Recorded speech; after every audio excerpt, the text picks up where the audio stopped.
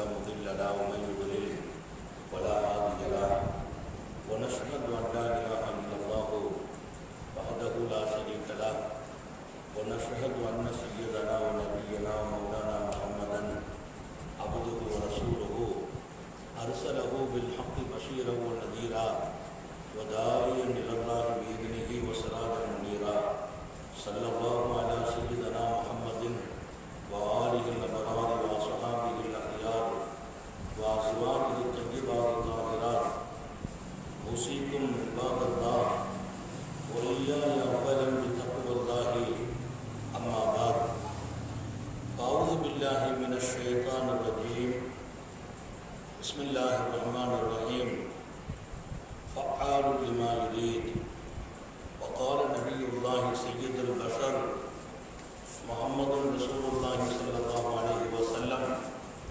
اللهم لا أوصي ثناء عليك أنت كما أثنيت على نفسك எல்லாம் வல்ல அல்லாஹ்வின் அன்பும் மேலான கருணையும் நமக்கெல்லாம் வந்து சேரட்டுமாக. நமது உயிரினும் மேலான கண்மணி நபிகள் நாயகம் ஸல்லல்லாஹு அலைஹி வஸல்லம் அவர்களின் அன்பையும் ஷஃபாஅத்தையும் பெறுவதற்கு அல்லாஹ் நம் எல்லோருக்கும் தௌஃபீக் செய்வானாக.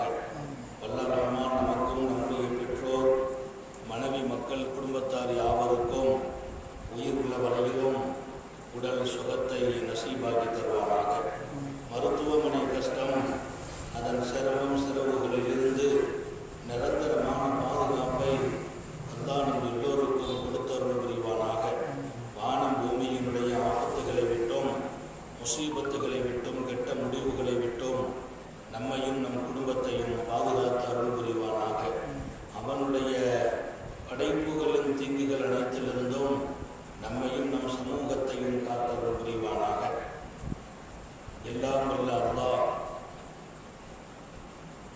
அவனது பேரருளால் பாக்கியமான ரமதானுடைய காலத்தை அவனை நினைவு கூர்வதிலும் அவனது கடமைகளை பேணி காப்பதிலும் மிகப்பெரிய ஈடுபாடுகளோடு நாம் இருப்பதற்கான ஒரு வாய்ப்பினை வழங்கியிருக்கிறான். இப்படி எப்போதும் அவனுடைய நினைவில் வாழ நமக்கு அருள் புரிவானாக. சங்கை மிக்கவர்களே, அல்லாஹ் தன்னை குறித்து அறிமுகப்படுத்துகிற பல்வேறு செய்திகள், அவன் யார் என்று சொல்ல வருகிற பல்வேறு திருக்குர்ஆனினுடைய வசனங்கள், அவனது வல்லமை குறித்து அவனது செயல்பாடுகள் குறித்து ஆச்சரியமான அவனுடைய அழகான அணுகுமுறைகள் குறித்தெல்லாம் அது பேசுகிற போது நாம் வியந்து போகிறோம். சில நேரங்களில் நமக்கு புரிவதே இல்லை அல்லாஹ் எப்படி நடந்து கொள்கிறான் என்பது. சில பேர்கள் ரொம்ப மனசு கூட அந்த இடத்திலே தெரியாதவர்கள் உடைந்து போகிறார்கள். ஏன் இப்படி நடக்கிறான் என்று. அவன் நடக்கிற விதமே வினோதமானது. அவனுக்கு யார் எல்லை போட முடியும்? ஃபஆலு லிமா யுரீத் என்று சொல்வான். அவன் நினைத்ததை செய்பவன் என்று சொன்னான். இறைவன் தன்னை அறிமுகப்படுத்துகிற போது நினைத்ததை செய்பவன், அவன் செய்வதை குறித்து யாரும் கேள்வி கேட்க முடியாது என்று சொன்னான். அம்மா யஃஅல், அவன் என்ன செய்கிறான் என்று யாரும் கேட்க தகுதி இல்லை என்கிறான். ஏன் அவன் இப்படி நடந்தான்? கேட்கிற அதிகாரம் உனக்கு இல்லை என்று சொன்னான். திருக்குர்ஆனிலேயே சொல்கிறான், அவன் செய்வதை குறித்து யாரும் கேட்க முடியாது. ஏன் இப்படி செய்தான்? ஏன் இப்படி நடந்தான்? ஏன் என் குடும்பத்தில் இத்தனை பெரிய சங்கடங்களை கொடுத்தான்? கேட்கிற அதிகாரம் மனிதனுக்கு இல்லை என்று அவன் சொன்னான். நான் செய்வதை குறித்து யாரும் கேட்க தகுதி இல்லை என்று சொல்கிறான். ஆனால் அவனுடைய செயல் அனைத்தும் ரெண்டுக்கு சொந்தமானது. ஒன்று அழகானது, இன்னொன்று நீதமானது. அவன் எதை செய்தாலும் அழகானதாக இருக்கும். அவன் செய்யும் அனைத்தும் நீதமாக இருக்கும். யாரையும் தனிப்பட்ட முறையில் அவன் காரணமில்லாமல் தண்டிப்பதில்லை, சோதிப்பதில்லை.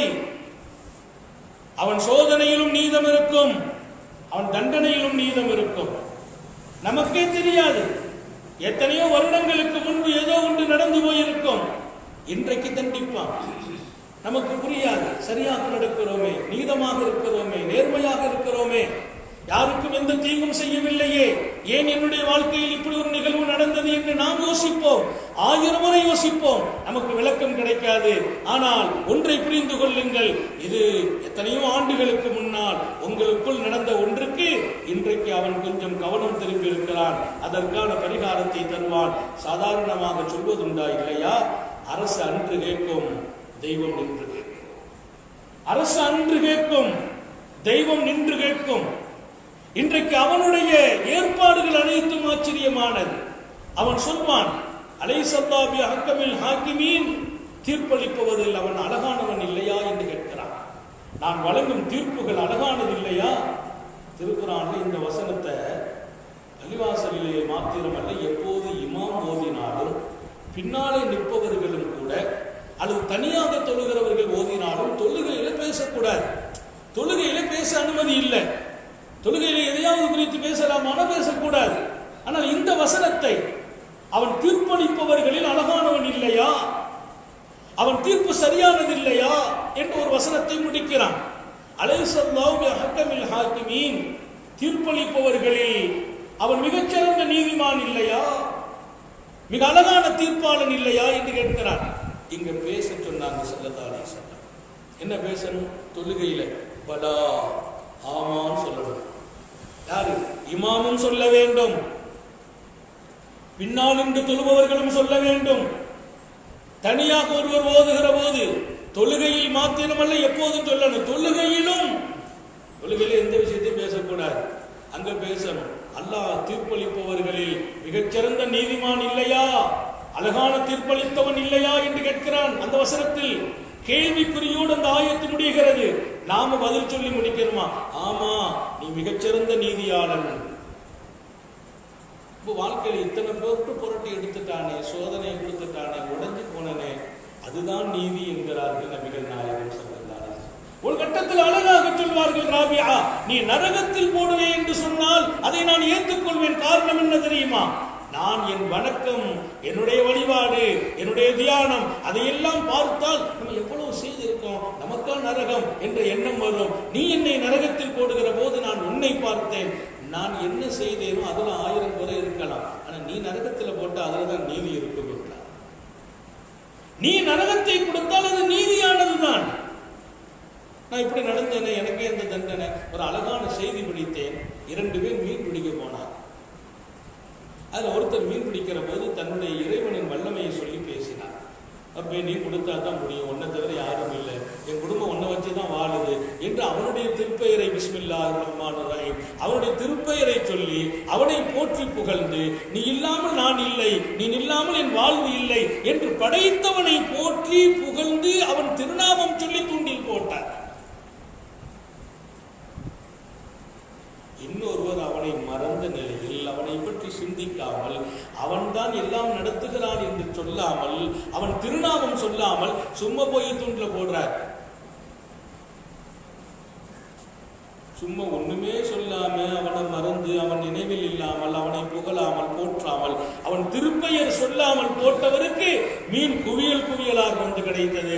உன்னை நம்பி என் குடும்பம் இருக்குது, நீ இல்லனா நான் இல்லை, என் வாழ்வில்லை, உன்னுடைய திருநாமத்தை சொல்லி போடுகிறேன் என்று தூண்டில போட்டாரு. தூண்டில் இருக்கிற குழுவையும் மீன் சாப்பிட்டு போயிட்டு,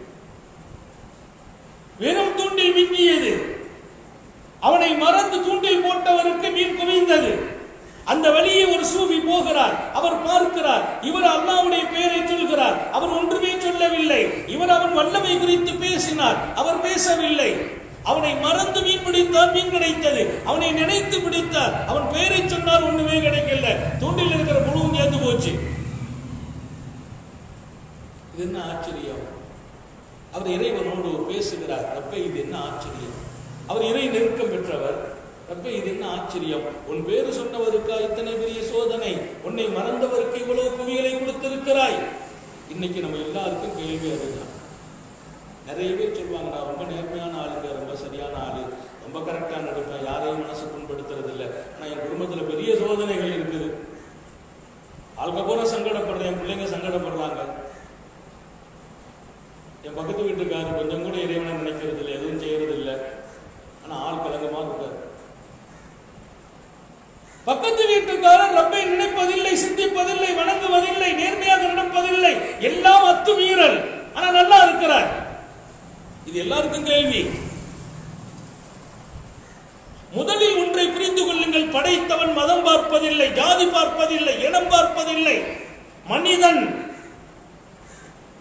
அவனுக்கு பேரு ரஹ்மான், எல்லோருக்கும் அன்பு காட்டுபவன் என்று பெயருக்கு சொந்தக்காரன் அவன். எங்கே ஜாதி பார்த்து கொடுப்பதில்லை, மதம் பார்த்து கொடுப்பதில்லை, இனம் பார்த்து கொடுப்பதில்லை. உன் வாசலில் நின்று யாசிப்பவனை யார் என்று நீ கேட்க வேண்டாம், அவன் யாராக இருந்தாலும் கொடுங்கள் என்றார்கள் நபிகள் நாயகம் ஸல்லல்லாஹு அலைஹி வஸல்லம். அவன் கொடுக்கிற விஷயத்துல எல்லாம் ஆளை பார்த்தெல்லாம் கொடுக்கறது இல்லை. இப்ப அவன் பேரை சொல்லி போட்டவருக்கு ஒண்ணுமே கிடைக்கவில்லை, அவனை மறந்து போட்டவருக்கு எல்லாம் கிடைத்திருக்கிறது. அந்த சூபி கேட்டார், அப்ப இது என்ன ஆச்சரியம் என்று கேட்டார். அதற்கு படைத்தவன் பதில் சொன்னான், மேலே பாருங்கள் என்றான். அங்கே பார்த்தார், மிக உன்னதமான வாழ்க்கை, மிக உன்னதமான சோபனம், மிக உன்னதமான சுகம், மிக உன்னதமான அற்புதங்கள் அங்கே நிறைந்து குவிந்து இருக்கிறது. இதுவெல்லாம் என்ன தெரியுமா? தெரியவில்லை ரப்பே, இது என்னுடைய மிகப்பெரிய அருட்கொடையும் மிக உயர்ந்த நசீபுகளும், இத்தனையும் இந்த அடியானுக்காக நான் வைத்திருக்கிறேன். அவன் இதை அடைந்தே தீருவான். அங்கே பாருங்கள், அங்கே பார்த்தால் வெகு கொடூரமான நிலைகள். இது அந்த அடியானுக்காக வைத்திருக்கிறேன். நீங்கள் புரிந்து கொள்ளுங்கள், என் திருநாமம் சொன்னவனை நான் மறக்கவில்லை, என்னை நினைத்தவனை மறக்கவில்லை. என் நீ இல்லை என்றால் நான் இல்லை என்றானே, அவனை கைவிடவில்லை. அவனுக்காக நிறையவே வைத்திருக்கிறேன். நிரந்தர வாழ்க்கையில் அத்தனையும் வைத்திருக்கிறேன். இந்த வாழ்க்கை சொற்ப காலம், இதில் சில சோதனை இவனுக்கு கொடுப்பதில் எனக்கு இன்பம் இருக்குது. ஏன்னா சோதிச்சாலும் கூட அவன் சந்தோஷமா ஏற்றுக்கிட்டு போயிடுவான். மனிதர்களை நான் சோதிப்பது என்பது அவர்களுடைய யதார்த்தத்தை வெளியே கொண்டு வருவதற்காக என்று சொன்னான். உண்மையிலே இவர் எப்படிப்பட்டவர்? அல்லாஹ் திருக்குர்ஆன்ல நிறைய இடத்துல சொல்லுவான், நாயும் சோதிக்கிறோம். அல்லாஹ் தான் விளங்கணும், இதுல யார் பொறுமையா இருக்கிறாங்க, யார் வரம்பு மீறி போயிடுறாங்க. சில பேர் அல்லாவையே பேசிடுவாங்க, அவனுக்கு கண் தெரியலையா?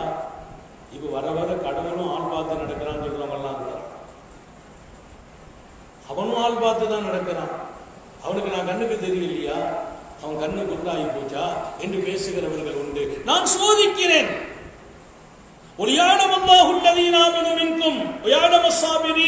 அல்லாஹ் தெரிந்து கொள்வதற்காக, உங்களில் உண்மை நம்பிக்கையாளர் சகிப்புத்தன்மை உடையவர்கள் யார் அவன் விளங்க வேண்டும் என்பதற்காக. அவனுக்கு தெரியாதா?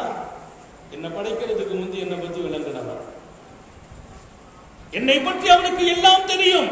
ஆனாலும் அவன் சோதிக்க பிரியப்படுகிறான். அந்த சோதனை அவன் விளங்குவதற்காக அல்ல, எனக்குள் இருக்கிற தன்மைகளை வெளியே காட்டுவதற்காக. அப்ப அந்த சூபி அந்த மனிதர் மீனை பிடிச்சாரு, மீனே விழல, தூண்டில மடிச்சாரு. சரி ரப்பே, நீ என்ன செய்தாலும் அது அழகாகத்தான் இருக்குன்னு சொல்லிட்டு போயிட்டேன். குவியல் குவியலாக மீன் கிடைத்த ஒருவர் எல்லா புகழும் உனக்குன்னு கூட சொல்லல, அவர் சும்மா தூக்கிட்டு போனார். அந்த சூபியருக்கு அல்லாஹ் காட்டினான், இவர் பார்த்தீர்களா, நான் கொடுக்காமல் சோதித்தேன், அப்போதும் என்னை புகழ்ந்தார். கேட்கிற போதும் புகழ்ந்தார், நான் கொடுக்கவில்லை அப்போதும் புகழ்ந்தார். இன்றைக்கு நான் சமுதாயத்திற்கு அத்தனை பேர்களுக்கும் சொல்கிறேன், அவன் சோதிக்கிற போது நீங்கள் பொறுமை காக்க வேண்டும், அதை தாண்டி பொருந்திக் கொள்ள வேண்டும். பொருந்திக்கிறோம். அவனை நம்ம அவ்வளவு சீக்கிரமாலாம் புரிஞ்சுக்கிட முடியாது. அவனை புரிஞ்சுக்கிட்டோம்னா நம்ம வாழ்க்கை எங்கேயோ கொடிகட்டு பிறக்கும். அவனை புரிவதற்காக பல பேர் பல ஆண்டுகள் தவம் இருந்திருக்கிறார்கள். அவனை புரிந்து கொள்வதுதான் நம்ம வாழ்க்கையின் அழகு. அவனை புரிந்து கொள்ள எடுக்கிற முயற்சி தான் முதல் ஞானம் என்றார்கள். அவ்வளவு இல்மி மாரிஃபத்துல்லாஹ், கல்விகளில் முதல் கல்வி, ஞானங்களில் முதல் ஞானம் படைத்தவனை குறித்து புரிந்து கொள்ள வேண்டும்.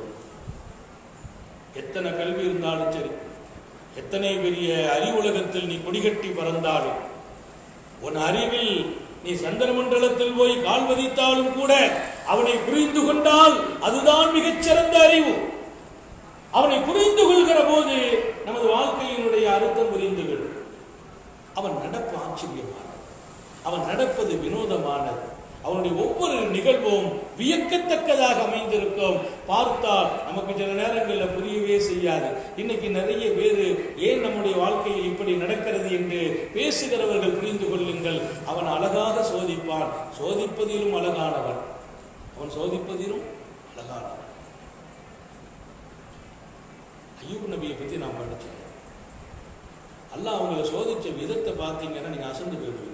அவர் பெரிய பணக்காரர், பெரிய பணக்காரர். நிலப்பரப்புகள் இருந்தது, நூற்றுக்கணக்கான ஏக்கர்களில் ஆடு மந்தைகள் இருந்தது. நிலப்பரப்புகள் அத்தனையும் தீப்பற்றி எரிந்தது. ஆடு மந்தைகள் எல்லாம் அழிந்து போனது. நிறைய ஆண் மக்கள், அடுத்தடுத்த பிள்ளைகள் மரணத்தை தழுவினார்கள். நீங்க புரிஞ்சுக்கங்க, நிலம் அழிந்து போக, ஆடு மந்தைகள் அழிந்து போக, சொத்து சுகம் காணாமல் போக, அவர் பெற்றெடுத்த பிள்ளைகளுக்கு அடுத்தடுத்து மரணங்கள் தழுவிய போது அதற்கு நபியுல்லாஹி அய்யூப் அலைஹிஸ்ஸலாம் உடலிலே வியாதிக்கு ஆளாகி அவர்களின் மனைவியார் வீட்டு வேலை செய்கிற அளவிற்கான ஒரு நிலைக்கு போய் அவர்களை பாதுகாத்து அவர்களுக்கு உணவளிக்க, உடம்பிலே இருக்கிற அந்த நோயின் காரணத்தினால் மக்களும் கூட நீங்க ஊரை விட்டு வெளியில போனா நல்லா இருக்கும் சொல்கிற இடத்திற்கு வந்த போது அய்யூப் அலைஹிஸ்ஸலாம் சொன்னார்களாம், ரப்பி அன்னி மஸ்ஸனிய துர் வ அன்த அர்ஹமுர் ராஹிமீன். படைத்தாலும் ரப்பே, படைத்தாலும் இரட்சகனே, என்னை வளர்ப்பவனே, பாதுகாப்பவனே, கண்ணியப்படுத்துபவனே, மஸ்ஸனிய துர், வாழ்க்கையில கஷ்டம் எனக்கு ஏற்பட்டிருக்கிறது. திருக்குர்ஆன் அவர்களை பற்றி சொன்ன ஒருவரு செய்தி ரொம்ப ஆச்சரியமானது. ஒவ்வொரு மனிதனும் பின்பற்ற வேண்டிய ஒரு அற்புதமான செய்தி. ரப்பே, எனக்கு கஷ்டம் ஏற்பட்டிருக்கிறது. ஒரு வார்த்தை தான் சொல்லிட்டு சொன்னாங்கலாம், அந்த அர்ஹமுர் ராஹிமீன், நீ அன்பாளனுக்கெல்லாம் அன்பாளன், இரக்கம் உள்ளவர்களில் எல்லாம் உயர்ந்தவன், நீ அன்பாளனும் இரக்கம் உள்ளவனும் எங்களுக்கு பதில் சொல்லிட்டான். அந்த கஷ்டத்தை நீக்கின்னு கூட கேட்கல. இத்தனை பெரிய சங்கடம், சொத்துக்கள் அழிந்து போக, நிலங்கள் தீப்பற்றி எரிய, பிறந்த குழந்தைகள் எல்லாம் அடுத்தடுத்த வாலிபர்களாக இருந்து மரணித்து போக,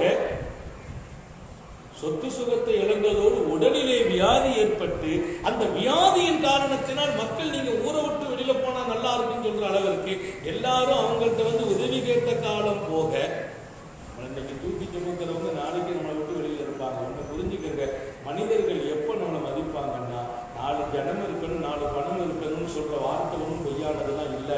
நம்ம கொஞ்சம் குளிர்ச்சியா இருந்தா நமக்கு பின்னால் ஒரு பெரிய கூட்டம் இருக்கும். நம்ம கொஞ்சம் அப்படி மந்தம் ஆயிட்டோம்னா எல்லாமே வெளியில போயிடுவோம். நீ மின்னும் போதெல்லாம் உனக்கு பின்னால் பெரிய கூட்டம் சுத்துவார்கள். ஒரு காலத்துல நட்புங்கிறது இன்பத்திலும் துன்பத்திலும் தோல் கொடுத்ததெல்லாம் உண்டு. நான் உடைந்து போன போது தூக்கி நிறுத்தியவர்கள் நண்பர்கள் என்ற செய்திகள் வாழ்க்கை நெடுக பரவி இருக்கும். ஆனால் இன்றைக்கு நட்பும் கெட்டு போயிருக்கிறது. இருந்தால் நண்பர்கள், இல்லைன்னா அவங்க எதிரியாயிரம், தூரமாயிரம். இனிப்பு இருக்கும் இடத்தில் ஈக்கள் முயல்பதை போல நம்மிடத்திலே கொஞ்சம் செழிப்பு இருக்கிற போது நம்மை சுற்றி ஜனங்கள் இருக்கிறார்கள், இல்லாத போது மக்கள் நம்மை விட்டு விலகிறார்கள். இங்கே அய்யூப் நபிக்கு கோடீஸ்வரர், அவர் மிகச்சிறந்த செல்வந்தர். அவரிடத்தில் பல பேர் தேவைக்கு வந்திருக்கிறார்கள். அவங்க வீட்டுக்கு பல பேர் பணி செய்துட்டு இருக்கிறாங்க. இன்னைக்கு அவங்க வீட்டம்மா பணி செய்யற அளவுக்கு அல்லாஹ் சோதனையை கொடுக்கிறான். அந்த மக்கள் இவ்வளவு பெரிய மனிதராட்சின்னு பார்க்கல, நோய்பட்டுட்டார், ஊரை விட்டு வெளியில போனா நல்லா இருக்குன்னு சொல்ற கட்டத்துக்கு வந்தாங்க.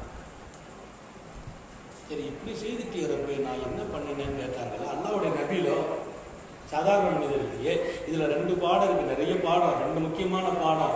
அல்லாஹ் சோதிப்பதற்கு அவர் பாவியை தான் சோதிக்கிறான்னு சொல்ல வேண்டியது இல்லை, கஷ்டப்பட்டவங்களை சோதிக்கிறாங்கிறது இல்லை. அல்லாஹ் சோதிப்பதற்கு அவன் யாரையும் விட்டதில்லை. அவன் சோதனை ரொம்பவே பெரியவர்களுக்கு ஏற்பட்டிருக்கிறது, நல்ல மனிதர்களுக்கு ஏற்பட்டிருக்கிறது. அதனால நான் நல்லா இருக்கிறேன், கரெக்டா தொழுகிறேன், கரெக்டா வணக்கம் செய்கிறேன், நேர்மையா நடக்கிறேன், மனிதர்களுக்கு நான் எப்போது அன்பு காட்டுகிறேன், உதவி செய்கிறேன் அப்படின்னா அவன் சொல்றதுக்கு இல்லை. இதை தாண்டி அவன் சோதனை வரும்போது அதுல அழகா நடக்கிறோமான்னு மட்டும் பார்க்கிறான். அப்ப நம்ம சொல்லணும், எதை செய்யலாம் கரெக்டா இருக்கும். அப்பதான் நம்ம தடுமாறிடுறோம். பல பேர் சோதனையில விழுந்துடுறாங்க, தடுமாறிடுறாங்க. அவனை தொழுத வணக்கத்தை உண்மையா ஆக்குறதுக்கு, நாம செய்த தர்மத்தை உண்மையாக்குவதற்கு, நம்மகிட்ட இருந்த நேர்மையை உண்மையாக்குவதற்கு அவன் சோதிக்கிற போது அவன் சரியாகத்தான் நடக்கிறான். நான் சொன்னேன்னா எங்கட இத்தனை காலம் இருந்த எல்லாமே சரியாயிடும். அவன் சரியா நடக்கலையே, இப்படி பண்ணிட்டானே நான் சொல்ற போது நம்ம வணக்கம், நம்முடைய வழிபாடு இதெல்லாம் ஏதோ ஒரு எதிர்பார்ப்புல நடந்தது. அவனை கூட நல்லா நடக்கணும், நம்ம இன்னைக்கு செய்தாத்தானே அவன் செய்வான். பஞ்சாபில் ஹசனுக்கு பலவாசன் அம்சாரியா, நீ 1 கொடுத்தா அவன் 10 தருவான்னு சொல்றான். நீ 1 ரூபா தர்மம் கொடுத்தா அவன் 10 கொடுப்பான். நீ 1 நலவு செய்தா அவன் 10 தருவான். அப்ப 1க்கு 10 அப்படி பெருக்கிட்டே இருக்கிறாங்க பெருமானா. 1க்கு 70, 700, 7000, 70000. அப்படி நமக்கு தகுதிக்கு தக்க அல்லாஹ் நம்முடைய எண்ணங்களுக்கு தக்க நாம் செய்யும் ஒன்றுக்கும் பன்மடங்காக்கி தருகிறான். அப்படி தருவாங்கிற நீயத்துல அந்த எண்ணத்துல போய் செய்யறது நாம் இருக்கிறோம் என்பதற்கு முதல் அடையாளமே அவன் சோதிக்கிற போது கரெக்டா இருக்கான். அதனாலதான் சொல்லுவாங்க, உன் நண்பன் சரியான ஆளா அப்படின்னா ஒரு துன்பத்தில் அவன் பின்னால நிக்கிறானான்னு பாருங்க. நண்பன் சரியான நண்பனா, உண்மையானவனா, துன்பத்திலே உனக்கு பின்னால் நிற்கிறானா, அவன் உண்மையான நண்பன். லைலா மஜ்னூன் ஒரு கதை ஒன்று படித்தேன். காதலுக்காக எழுதப்பட்ட ஒரு வரலாறு. லைலா மஜ்னூனின் கதை காதல் வரலாறு. மஜ்னூன் லைலாவுக்காக தன்னை எல்லா வகையிலும் அர்ப்பணிக்க தயாராக இருந்தார்.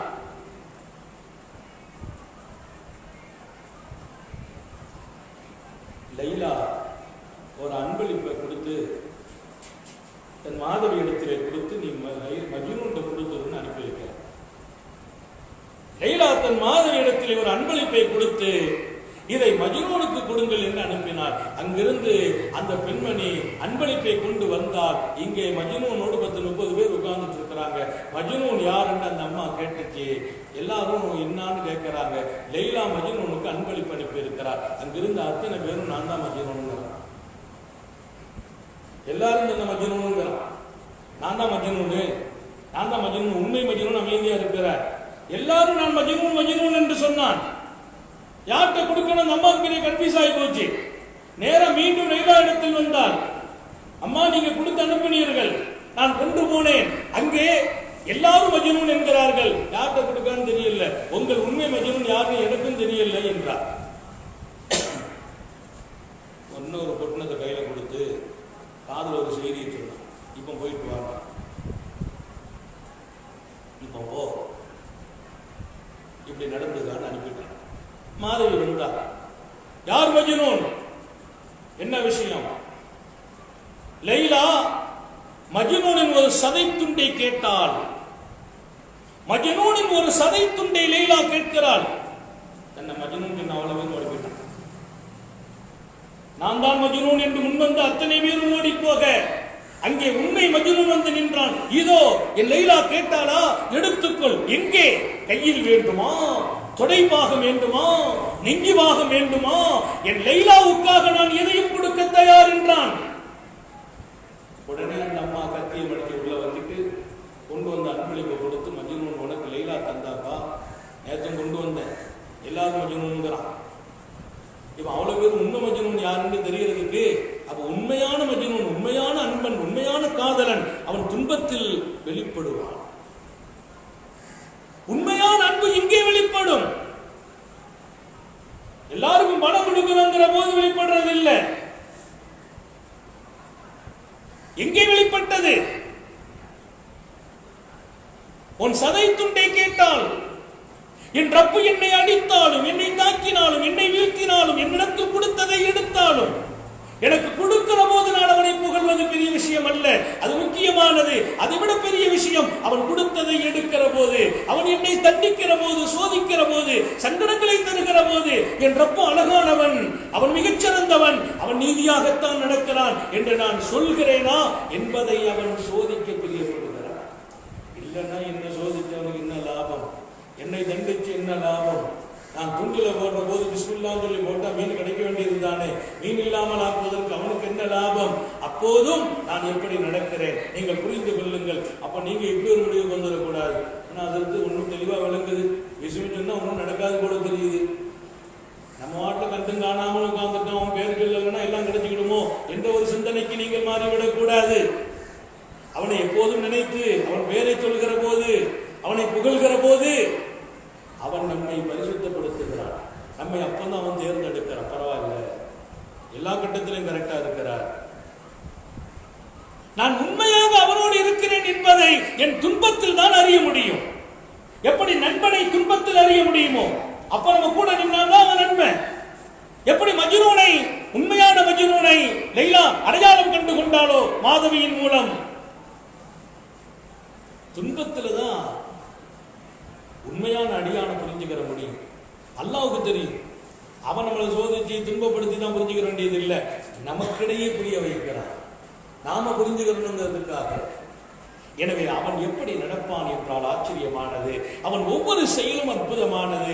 யஹ்கும் மா யுரீதுங்கிறான். அவன் நினைச்சது தீர்ப்பு வழங்குவாங்கிறான். குர்ஆன் ஷரீஃப்ல. அவன் என்ன தீர்ப்பு, அந்த தீர்ப்பு வழங்குவோம். அவன் தீர்ப்பு சில நேரங்களில் நமக்கு கஷ்டமா இருக்கும். அதனாலதான் சில பெரியார்கள் கேட்டாங்க, ரப்பே உன் தீர்ப்பின் உன் முடிவில் கசப்பை நான் சுவையாக்கி தருவாயா. உன் முடிவின் தீர்ப்பின் கசப்பை, சில நேரத்தில் தீர்ப்பு கசப்பாக இருக்கும், அவன் முடிவு கொஞ்சம் கசப்பாக இருக்கும், அந்த கசப்பை நான் சுவைப்பதற்கு சுவையாக்கி தருவாயாக என்று கேட்ட சாலிஹீன்களை நான் நினைத்து பார்க்கிறேன். முர்ருல் கதா என்று வருகிறது செய்தியில். முர்ருல் கதா, கசப்பான தீர்ப்பு. அல்லாஹ்வுடைய தீர்ப்பு சில நேரத்தில் நமக்கு தாங்க முடியாது.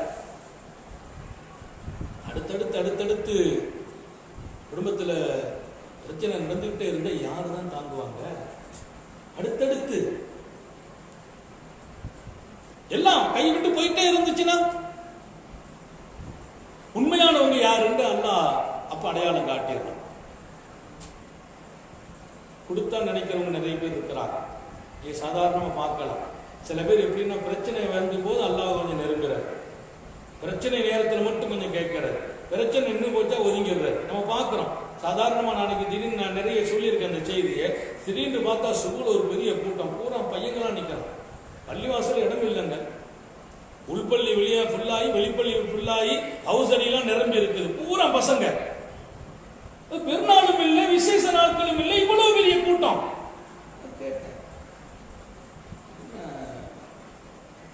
கூட்டமா இருக்கு, எல்லாம் பசங்களா இருக்கான், இவ்வளவு கூட்டம் இல்லைங்க. இன்னைக்கு 10th எக்ஸாம் ஆரம்பம். 10th எக்ஸாம், அவனுக்கு வேறு விளங்குது, நான் எக்ஸாம் போகணும்.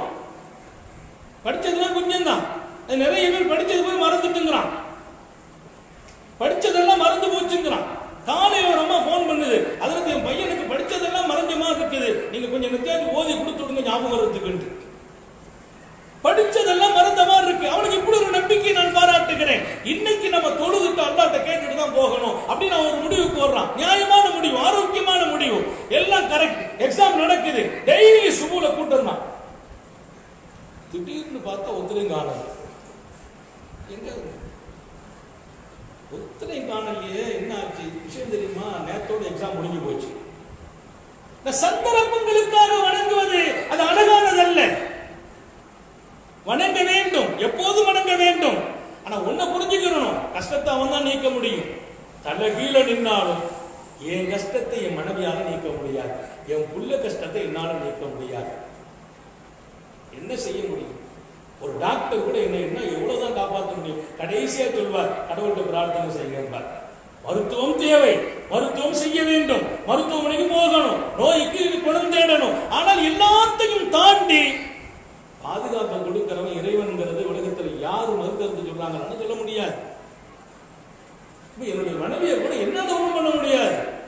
என் கண் முன்னால் அவள் துடித்தால் நான் என்ன செய்ய முடியும்? ஒரு வழி, கையெழுத்த முடியும், ரப்பே நீ காப்பாத்து, ரப்பே கஷ்டம் கொடுத்துறாதே. அப்புறம் திடீர்னு பார்த்தாச்சுன்னா ஃபுல்லா பள்ளிவாசல கூட்டம். மீண்டும் பரீட்சை முடிஞ்சிட்டு இருந்தாங்க, பெரிய கூட்டமா இருக்கு. அஜர் என்னன்னு இல்ல, இன்னைக்கு ரிசல்ட் வருது. அப்பமா அவனுக்கு ஒரு நம்பிக்கை இருக்கு, ரிசல்ட் நல்ல துவாவை காலையில செய்துட்டு எவ்வளவு சுபத்தை நீங்க பார்க்கலாம். முசாவுக்கு ஒரு பையனா வந்து சாமி ஹதரத் இன்னைக்கு ரிசல்ட் துவா செய்யுங்க. அன்னைக்கு முசாபா ஒருத்தங்களும் கை கொடுத்து அனுப்ப ரொம்ப நேரம் ஆகும். இப்போ கை கொடுக்கறது கூடாதுன்னு நிற்கிது நிலைமை, டச் பண்ணக்கூடாதுங்கிறோம் இல்லையா? பயமான இருக்குது. நாடு போற போக்கும் உலகம் இருக்கிற இருப்பும் அல்லாஹ் இந்த வைரஸிலிருந்து உலகத்தையும் மக்களையும் பாதுகாப்பானாங்க. இன்றைக்கு நம்ம மக்கள் நிறைய தவிக்கிறாங்க, அங்கங்க தவிச்சிட்டு இருக்கிறாங்க. வெளிநாட்டில் இருக்கிறவங்க இங்க வர முடியல, இங்க இருக்கிறவங்க வெளிநாட்டுக்கு போக முடியல. இதோட பெரிய சோதனை என்னன்னா, வர்ற மாசம் பெருநாள் முடிஞ்ச உடனே 5ஆம் தேதி 6ஆம் பெருநாள் முடிந்த 5வது நாள் 6வது நாள் கல்யாணம். மாப்பிள்ளை வெளிநாட்டுல இருக்கிறார், பொண்ணு இங்க இருக்கிறாங்க, பத்திரிக்கை எல்லாம் அடிச்சாச்சு. மாப்பிள்ளை இங்க வர முடியுமா? வர முடியாது. இப்ப வந்து அவர் 20 நாள் உள்ள போயிருக்கணும். ஆனா பெண்ணு மாப்பிள்ளை பேசி தீர்மானிச்சு நிச்சயமாகி பத்திரிகை அடிச்சு எல்லாம் நடந்து போச்சு. இப்ப மாப்பிள்ளை இங்க கொண்டு வரதே பெரிய பாடா இருக்கு. 3ஆம் தேதி முடிஞ்சோம்னா 17ஆம் தேதி, 17ஆம் தேதிக்கு பின்னால் நிலைமை என்னவோ? நாடு எடுக்கும் எந்த முடிவும் அது ஆரோக்கியமாக இருக்கும் என்று நாம் நம்புகிறோம். காரணம், நாட்டின் இந்த அசாதாரண நிலை நீங்க வேண்டுமா இல்லையா? அப்ப நம்ம இறைவனிடத்தில் கையேந்த வேண்டும். ஒட்டுமொத்த மக்களையும் ரப்பே நீ பாதுகாப்பாயாக. நாம மாத்திரமல்ல, இந்திய அளவிலே உலக அளவிலே எத்தனை எத்தனை திருமணங்கள் நின்று போயிருக்கிறது கொரோனாவால், எத்தனை நல்ல காரியங்கள் நின்றிருக்கிறது, பொருளாதாரம் எவ்வளவு வீழ்ந்து கிடக்கிறது, எத்தனை தனிமனித வாழ்க்கை சோதனைக்கு ஆளாக்கப்பட்டிருக்கிறது, மொத்தத்தில் எல்லாம் நடக்கிறது. இப்ப நாம ஒன்றை மட்டும் தெளிவாக விளங்க வேண்டும், துன்ப காலத்தில் நம்ம எவ்வளவு அழகா நடக்கிறோங்கிறது அல்லாஹ் பார்க்கிறான். அதுல நீ எப்படி இருக்கிற, அதை வச்சுதான் நம்ம செலக்ஷன் பண்ணலாம். எல்லாம் தோசைங்க, அதற்கு ரிசல்ட் அல்ஹம்துலில்லாஹ். காலையில் எல்லாருக்கும் ஒரு நம்பிக்கை இருக்குது, நாம பிரார்த்தனை செய்துட்டு போனா கொஞ்சம் ரிசல்ட் நல்லா இருக்கும், அவன் எழுதுறதுக்கு தான் மார்க் உள்ள போகுது. இதையெல்லாம் தாண்டி இறைவன் நாடினால் நம்ம ரிசல்ட் கொஞ்சம் நல்லா இருக்குங்கிற நம்பிக்கை, அது ஆரோக்கியமானது. ஆனால் காலத்திற்கு வழங்குகிற பழக்கத்தை நிறுத்தி எப்போதும் வழங்குறவர்களாக மாற வேண்டும். துன்ப காலங்களில் அவன் நம்மை தேர்ந்தெடுக்கிறான் என்பதை நீங்கள் மறந்து விடாதீர்கள். அவன் எப்படி நடக்கிறான் என்று ஒவ்வொன்றும் ஆச்சரியமானது. அவன் தீர்ப்பு அழகானது, அவன் முடிவு அழகானது. நாம நல்லா இருக்கிறோம், நமக்கு ஏன் சோதனை என்று நினைப்பது தவறானதும் விலகீனமானதும். நம்மை சோதித்தாலும் அதில் நம்ம அழகா நடந்து கொண்டால் அவன் அழகாகவே நடப்பான் என்று நீங்கள் புரிந்து கொள்ள வேண்டும். என் குடும்பம் ரொம்ப கஷ்டப்படுது, நான் வெளிநாட்டில் வந்து சிரமப்படுறேன் என்று நினைக்கிறவர்கள் அவனிடத்தில் கேளுங்கள், சிரமத்தை நீக்க வேண்டும் என்று. அவன் மீது வருத்தப்பட்டு விடாதீர்கள், அவன் மீது கோபப்பட்டு விடாதீர்கள். அவன் மீது ஏதாவது வேகத்திலோ வருத்தத்திலோ சங்கடமான வார்த்தைகளை சொல்லி விடாதீர்கள். இறைவனை குறைத்து பேசுகிற வார்த்தை உங்கள் நாவில் புறப்பட்டு விட வேண்டாம். ஆத்திரத்தால் புறப்பட்ட அந்த வார்த்தைகள் மிகப்பெரிய காலத்தை நமக்கு தூரமாக்கி வைத்துவிடும், சோதனைகளை இன்னும் அதிகப்படுத்திவிடும். எனவே எல்லாம் அல்ல அல்லாஹ் அழகாக அவனோடு நாம் நடந்து கொள்வதற்கு அருள் புரிவானாக. அவன் ஆச்சரியமான தீர்ப்புக்கு சொந்தக்காரன், முடிவு அழகானவன். அவனை பற்றி நன்கு விளங்க வேண்டும். அவனுடைய ஒவ்வொரு தன்மையையும் நாம் விளங்கினால் விளங்க விளங்க அப்படிப்பட்டவனா என்று இன்னும் அவன் மீது அன்புகள் கூடும் என்பதில் சந்தேகம் இல்லை. இன்ஷா அல்லாஹ் வாய்ப்புகள் கிடைக்கிற போதெல்லாம் நாளையிலிருந்து அவனது ஒவ்வொரு தன்மைகளை குறித்தும் இங்கே நினைவுபடுத்த பிரியப்படுகிறான். ஒவ்வொரு தன்மைகளும் ஏன்னா இந்த உலகத்தில் அந்த ஞானம் காணாமல் போய்விடக் கூடாது. ஆன்மீக ஞானத்தில் மிக முக்கியமான ஞானம் பக்தி என்பதையெல்லாம் தாண்டி ஒரு பெரிய ஞானம் இருக்கிறது. அவன் யார், படைத்தவன் எப்படிப்பட்டவன், எவ்வளவு அழகானவன், எப்படி நடப்பான், எப்படியெல்லாம் நடந்திருக்கிறான், ஒவ்வொரு தன்மையிலும் அவன் எப்படி தொடங்குகிறான், அவனை பற்றி அறிய வேண்டிய அந்த பெரிய ஞானம் நமக்கும் அல்லாஹ் நசீபாக்கி தருவானாக. அவனை அறிந்து கொண்டால் மொத்த வாழ்க்கையும் சுகமாகும். நம்ம குடும்பத்தில் நடக்கிற சின்ன சின்ன சலசலப்புகள்ல நம்ம ரொம்ப அமைதியா இருப்போம். சரிப்பாவும் தெரியாம இவங்கெல்லாம் கொஞ்சம் ஆளுக்கால் அலம்புறாங்க, ஏதோ கரெக்டாக தான் நடந்திருக்குது அப்படிங்கிற எண்ணம் நமக்கு தோன்றும். அப்படிப்பட்ட அழகான சிறப்பான அவனுடைய ஆச்சரியமான அவனுடைய செயல்பாடுகளை குறித்து புரிந்து கொள்வதற்கும் ஏற்றுக்கொள்வதற்கும் இன்னொரு பக்கம் புரிந்து கொள்வதற்கும் அவன் நமக்கு அருள் புரிவானாக. சோதனைகளில் இருந்து பாதுகாப்பானாக, நெருக்கடிகளில் இருந்து பாதுகாப்பானாக, கெட்ட முடிவுகளில் இருந்து பாதுகாப்பானாக. உலகத்தில் ஆங்காங்கு சகோதரர்கள் நமது பிள்ளைகள் தவித்துக் கொண்டிருக்கிறார்களே, அவங்க வேலைக்கு போயிட்டு குடும்பத்தார்கள் ஒரு பக்கம், என் பிள்ளை அங்கே இருக்கிற நிலைமை என்ன ஆச்சோ, இப்படிப்பட்ட நிலைகளில் வெளிநாடு வாழ்கிற நமது பிள்ளைகளுக்கும் அல்லாஹ் எல்லா நிம்மதியையும் வழங்குவானாக, கஷ்டங்களை நீக்குவானாக, சோதனைகளை போக்குவானாக. திருமணமாக காத்து கொண்டிருப்பவர்களுக்கு அல்லாஹ் சரியான வாழ்க்கையை தேர்ந்தெடுத்து கொடுப்பானாக. அதில் கொஞ்சம் காலம் முன்பின் ஆனாலும் பொருந்து கொள்ளும் இதயத்தை நசீபாக்கி தருவானாக. நாட்டில் இருக்கிற இந்த அசாதாரண நிலையை அவன் மிக விரைவாக நீக்கி உலகத்தையே அமைதிப்படுத்துவானாக. கொரோனா வைரஸின் பாதிப்பில் இருந்து நாட்டையும் நாட்டு மக்களையும் பாதுகாப்பதோடு நமக்காக உழைக்கிற, நமக்காக பாதுகாப்பில் இருக்கிற அத்தனை பேர்களுக்கும் அவன் பேரருளை வழங்குவானாக. நீண்ட நெடிய நாட்கள் நோய் நொடிகள் இல்லாமல் உடல் ஆரோக்கியத்தோடு மன நிறைவோடு இன்பத்தோடு அல்லாஹுவை நின்று வணங்கி வழிபட்டு வாழும் நசீபையும் பாக்கியத்தையும் எல்லாம் அல்ல அல்லாஹ் உங்களுக்கும் எனக்கும், நம்மை ஈன்றெடுத்த தாய் தந்தையர்களுக்கும், நமது மனைவி மக்கள் உற்றார் உறவினர் யாவருக்கும் கொடுத்தருள் புரிவாராக. நமது உயிரினும் மேலான கண்மணி நபிகள் நாயகம் ஸல்லல்லாஹு அலைஹி வஸல்லம் அவர்களை கனவிலும் நனவிலும் கண்டுகளிக்கும் பெரும் பாக்கியத்தை அல்லாஹ் நீங்கள் எல்லோருக்கும் கொடுத்தருள் புரிவாராக. என்ற நல்ல துஆக்களோடு உங்கள் எல்லோருடைய துஆவையும் ஆதரவைத்து என் வார்த்தைகளை நிறைவுபடுத்துகிறேன். வாஹிர் தாவானா அல்ஹம்துலில்லாஹி ரப்பில் ஆலமீன். அஸ்ஸலாமு அலைக்கும்.